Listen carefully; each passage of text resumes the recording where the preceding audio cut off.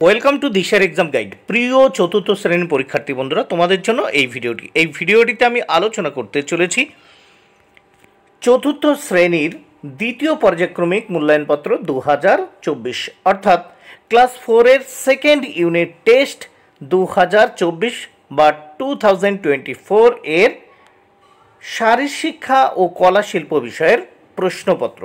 বন্ধুরা, প্রশ্নপত্রটি অবশ্যই উত্তর সহ দেখে নাও। পূর্ণমান 20, সময় 40 মিনিট। এখানে দেখো পরীক্ষার্থীর নাম অর্থাৎ তোমরা তোমাদের নাম লিখবে, এখানে ক্রমিক সংখ্যা অর্থাৎ তোমরা তোমাদের রোল নাম্বার, বিদ্যালয়ের নাম, এখানে তোমরা তোমাদের স্কুলের বা বিদ্যালয়ের নাম লিখবে।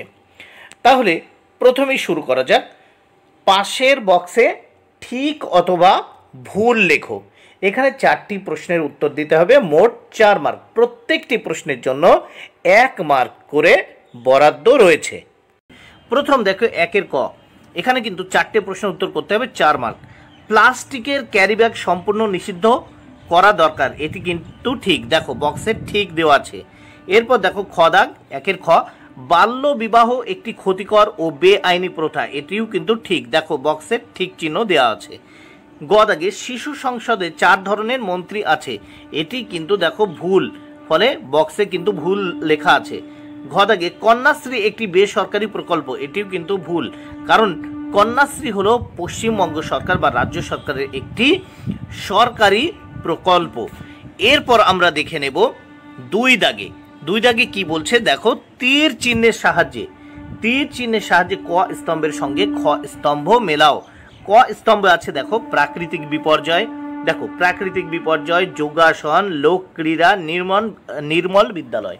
এবং খ স্তম্ভে আছে দেখো দাঁড়িয়া বাঁধা, পরিচ্ছন্নতার অভ্যাস, বন্যা, অর্ধচন্দ্রাসন। প্রথম দেখো প্রাকৃতিক বিপর্যয়, উত্তর হবে বন্যা। প্রাকৃতিক বিপর্যয় উত্তর বন্যা। যোগাসন উত্তর হবে দেখো অর্ধচন্দ্রাসন। এরপর দেখো লোক ক্রীড়া উত্তর হবে দাঁড়িয়া বাঁধা। এরপর দেখো নির্মল বিদ্যালয় উত্তর হবে দেখো পরিচ্ছন্নতার অভ্যাস। এরপর আমরা দেখে নেব 3 দাগের যে প্রশ্নগুলো আছে সেই প্রশ্নগুলো ও তার উত্তর দেখে নেওয়া যাক। 3 দাগের প্রশ্নগুলো ও তার উত্তর। 3-এর ক, এখানে দেখো 4টি প্রশ্ন আছে, মোট 4 মার্ক। প্রত্যেকটি প্রশ্নের মান কিন্তু 1 করে আছে। প্রথমে দেখো শিশু সংসদে প্রধানমন্ত্রীর নাম। এখানে তোমরা তোমাদের ইচ্ছা মতো, মানে তোমাদের স্কুলের শিশু সংসদে যিনি প্রধানমন্ত্রী, মানে যে প্রধানমন্ত্রী হয়েছে তার নাম লিখবে। আমি একটা নাম আন্দাজে মতো তোমাদের সুবিধার্থে লিখে দিলাম, সৌম্য সরকার। তোমরা তোমাদের স্কুলে যে শিশু সংসদ আছে, শিশু সংসদের যে প্রধানমন্ত্রী তার নামটা তোমরা লিখতে পারো।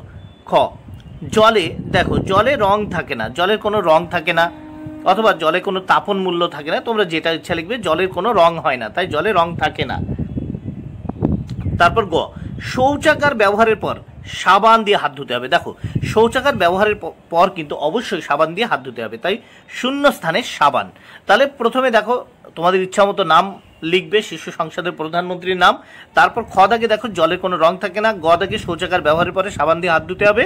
এবং ঘ দাগে দেখো মেধাধিক্য হচ্ছে শারীরিক সমস্যা। দেখো মানুষের শরীরে যেহেতু মেধাধিক্য হয়, মানে চর্বি জমে, তাই সেটা কিন্তু একটা শারীরিক সমস্যা। এরপর আমরা দেখব নেক্সট পেজ, পরের পৃষ্ঠা। এই যে প্রশ্নপত্র অর্থাৎ 2023 সালের সেকেন্ড ইউনিট টেস্টের 4র্থ শ্রেণীর যে স্বাস্থ্য ও শারীরিক শিক্ষা ও কলা শিক্ষা বিষয়ের যে প্রশ্নপত্র তার 2য় পেজ অর্থাৎ পরের পৃষ্ঠা বা পরের পাতা আমরা দেখে নেব। পরের পাতায় কি বলেছে দেখো, প্রথমেই আছে 4 দাগে নিচের প্রশ্নগুলির উত্তর লেখো, যে কোনো 4টি প্রশ্নের উত্তর করতে হবে। দেখো প্রথম 4-এর ক, দেখো প্রত্যেকটি প্রশ্নের মান কিন্তু 2 করে, 4টি প্রশ্নের মান হচ্ছে মোট হচ্ছে 8, 4 দুগুণে 8। কবাডি খেলায় 2টি আক্রমণাত্মক কৌশলের নাম। দেখো আমি 3টি আক্রমণাত্মক কৌশল দিয়েছি। 1 পা দিয়ে ছোঁয়া, 2 হাত ছুঁড়ে ছোঁয়া, 3 নাম্বার হচ্ছে ধোকা দিয়ে ছোঁয়া। এরপর আমরা দেখব যে খ, দেখো এখানে 4-এর খ দাগে আছে শিশু সংসদে স্বাস্থ্যমন্ত্রীর 2টি কাজ লেখো। 1, ছাত্রছাত্রীরা প্রতিদিন পরিষ্কার পরিচ্ছন্ন হয়ে স্কুলে আসে কিনা দেখা। দেখো এখানে স্কুলে আসে, এই আসে কথাটা লিখতে হবে, আসে কিনা দেখা। তারপর দেখে নাও খ দাগে দাঁত ও নখ পরিষ্কার রাখা, এটা দেখা। দাঁত ও নখ পরিষ্কার রাখা মানে প্রত্যেক ছাত্রছাত্রী পরিষ্কার রাখছে কিনা দাঁত ও নখ, এটা কিন্তু দেখতে হবে।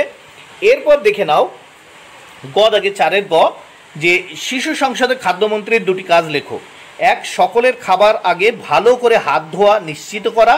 2, খাবারের পাত্র পরিষ্কার করা, এটা নিশ্চিতকরণ। এরপর দেখো ঘ দাগে পুষ্টির অভাবে হয় এমন দুটি রোগের নাম। দেখো পুষ্টির অভাবে গয়টার হয়, রাতকানা হয়, রিকেটস হয়, রক্তশূন্যতা হয়। যে কোনো দুটি রোগের নাম লিখবে। আমি এখানে 4টি রোগের নাম লিখেছি যেগুলো পুষ্টির অভাবে হয়। এইবার দেখো উঙ্গ দাগে মেধাধিক্য হলে করবে না এমন দুটি বিষয় লেখো। দেখো 1, বেশি পরিমাণে খাবার খাওয়া যাবে না। 2, মিষ্টি জাতীয় খাবার এড়িয়ে চলতে হবে। বন্ধু